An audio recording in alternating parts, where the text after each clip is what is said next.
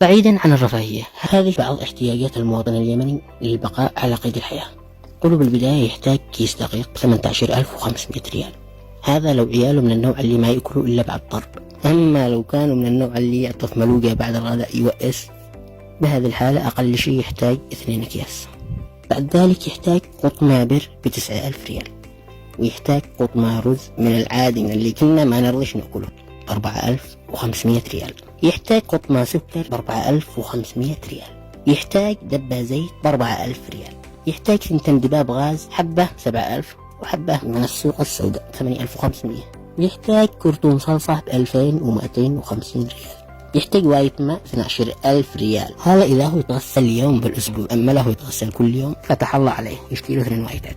يحتاج إيجار بيت 30,000 ريال. يحتاج حق كهرباء 7,000 ريال على الأقل، وإذا معه جاهل يحتاج له علبانيدو 15,000 ريال. يحتاج له قبل ونص حفاضات ب7,500 ريال. ويحتاج حق مشاوير ومواصلة 20,000 ريال على الأقل. ويحتاج لحظة سلامات، إيش في؟ لحظة، إن عاد تصير قاهي 150,000. طيب ولا هي 150,000؟ تكلمني أنا ولا تكلمهم هم؟ تكلم اللي فوق، تكلم اللي رفعوا الأسعار، تكلم اللي قطعوا الرواتب، مو تكلمني أنا. تكلمني أنا لأن أنا ذكرتكم إيش يحتاج المواطن.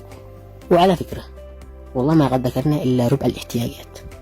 لو ذكرنا البطاط والطماط والبصل والبسباس كم بتطلع؟ لو ذكرنا الثومة والشت أو الشاهي والقهوة كم بتطلع؟ لو ذكرنا البيض والزبادي والفول والفاصوليا كم بتطلع؟ لو ذكرنا الملح والليمون والحلبة والقرفة كم بتطلع؟ لو قلنا حبة دقاق بالأسبوع كم بتطلع؟ لو ذكرنا العلاجات والمهدئات والبروفين والبنادول كم بتطلع؟ لو ذكرنا حق الشواحن وحق التواصيل والسماعات كم بتطلع؟ لو ذكرنا حق النت وحق الاتصالات، لو ذكرنا حق القات وحق البيبسي وحق الثلج، لو ذكرنا حق الدفاتر وحق الملازم وحق الأقلام وحق المساطر، لو ذكرنا رسوم المدارس والجامعة، لو ذكرنا الملابس والشرابات والصنادل والجزمات، لو ذكرنا الصابون والشامبو والفيري والكلوريكس، لو ذكرنا الجعالة حق العيال، طرزان، اندومي، كيك، عصير كم بتطلع؟ لو ذكرنا ولو ذكرنا ولو ذكرنا ولو ذكرنا، يا أخي في حاجات كثير ما ذكرناها والله.